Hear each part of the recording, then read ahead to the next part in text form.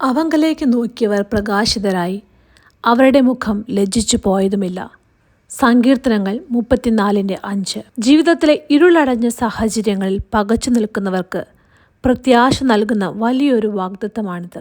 ദാവീദ് രാജാവ് ശത്രുക്കളുടെ മുൻപിൽ ഭയപ്പെട്ടോടിയ സമയത്ത് ദൈവത്തിൽ ആശ്രയിച്ച് വിജയം നേടിയപ്പോഴാണ് ഈ വചനം എഴുതിയത്. ഒന്നാമതായി, നാം ദൈവത്തിലേക്ക് നോക്കുക. നമ്മുടെ പ്രശ്നങ്ങളിലേക്കും പരാജയങ്ങളിലേക്കും മാത്രം നോക്കുമ്പോൾ നാം നിരാശയിലാകും. എന്നാൽ കണ്ണുകൾ ഉയർത്തി ദൈവത്തിലേക്ക് നോക്കുമ്പോൾ നമ്മുടെ കാഴ്ചപ്പാട് മാറുന്നു. പത്രോസ് യേശുവിനെ നോക്കി നടന്നപ്പോൾ വെള്ളത്തിന് മുകളിലൂടെ നടക്കുവാനായിട്ട് സാധിച്ചു. എന്നാൽ കാറ്റിലേക്കും തിരമാലയിലേക്കും നോക്കിയപ്പോൾ അവൻ താഴ്ന്നുപോയി. നമ്മുടെ ശ്രദ്ധ എവിടെയാണെന്നതാണ് പ്രധാനം. രണ്ടാമതായി, പ്രകാശിതരായിരിക്കുക. സൂര്യപ്രകാശം ചന്ദ്രനിൽ തട്ടുമ്പോൾ ചന്ദ്രൻ തിളങ്ങുന്നതുപോലെ ദൈവത്തിൻ്റെ കൃപ നമ്മുടെ മേൽ പതിക്കുമ്പോൾ നമ്മുടെ ജീവിതം പ്രകാശിതമാകും. ഭാരങ്ങളും ദുഃഖങ്ങളും മാറ്റി ദൈവം നമുക്ക് ഒരു പുതിയ തേജസ് നൽകുന്നു. അത് മുഖത്ത് മാത്രമല്ല, നമ്മുടെ വാക്കിലും പ്രവൃത്തിയിലും പ്രകടമാകും. നാം അവങ്കലേക്ക് നോക്കിയാൽ നമ്മുടെ മുഖം പ്രകാശിതമാകും. പിന്നീട് നമ്മുടെ ജീവിതം ലജ്ജിച്ചു പോവുകയില്ല.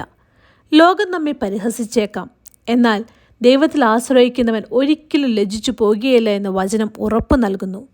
ദൈവം നമുക്ക് വേണ്ടി സംസാരിക്കും. അവൻ നമുക്ക് നീതി നടത്തിത്തരും. സീനായ് പർവ്വതത്തിൽ ദൈവത്തോടൊപ്പം സമയം ചിലവഴിച്ച മോശ താഴേക്ക് വന്നപ്പോൾ അവൻ്റെ മുഖം അതിശക്തമായി പ്രകാശിച്ചിരുന്നു. ദൈവത്തിൻ്റെ സാമീപ്യം ഒരുവനെ എങ്ങനെ മാറ്റുന്നു എന്നതിന് തെളിവാണ് മോശ. ഇന്നത്തെ നമ്മുടെ ജീവിതത്തിൽ കടബാധ്യതകളോ രോഗങ്ങളോ കാരണം സമൂഹത്തിന് മുൻപിൽ നാം തല താഴ്ത്തി നിൽക്കുന്ന ഒരാളാണെങ്കിൽ ദൈവത്തിലേക്ക് നോക്കുമ്പോൾ ദൈവം അത്ഭുതകരമായ വഴികളെ നമ്മുടെ മുൻപിൽ തുറക്കും. മറ്റുള്ളവർ അത്ഭുതത്തോടെ നോക്കുന്ന വിധത്തിൽ അവൻ നമ്മുടെ ജീവിതത്തെ പ്രകാശിതമാക്കുന്നു. പ്രിയപ്പെട്ടവരെ, ഇരുളടഞ്ഞ വഴികളിലാണോ നാം ഇന്ന് നിൽക്കുന്നത്? ആരും സഹായിക്കാനില്ലെന്ന് നാം കരുതുന്നുണ്ടോ? എങ്കിൽ ദൈവത്തിലേക്ക് നോക്കുക. അവിടുത്തെ സ്നേഹം നിങ്ങളുടെ മുഖത്തെ പ്രകാശിതമാക്കും. നിങ്ങളുടെ അപമാനങ്ങളെ ദൈവം ബഹുമതികളാക്കി മാറ്റും. ഒരിക്കലും നിങ്ങൾ ലജ്ജിച്ചു പോകുവാൻ അവിടുന്ന് അനുവദിക്കുകയില്ല.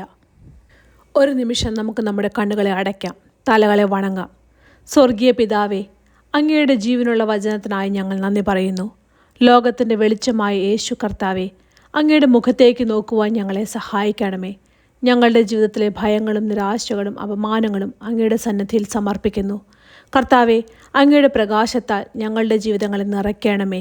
ഈ വചനം കേൾക്കുന്ന ഓരോ മകനെയും മകളെയും അനുഗ്രഹിക്കണമേ. അവരുടെ കുടുംബങ്ങളിലും ജോലി സ്ഥലങ്ങളിലും അവർ പ്രകാശിക്കുന്നവരായി മാറട്ടെ. ഒരു സാഹചര്യത്തിലും അവർ ലജ്ജിച്ചു പോകാതെ അവിടുന്ന് അവരെ കാത്തു പരിപാലിക്കണമേ. പ്രാർത്ഥന കേട്ടതിനായി നന്ദി.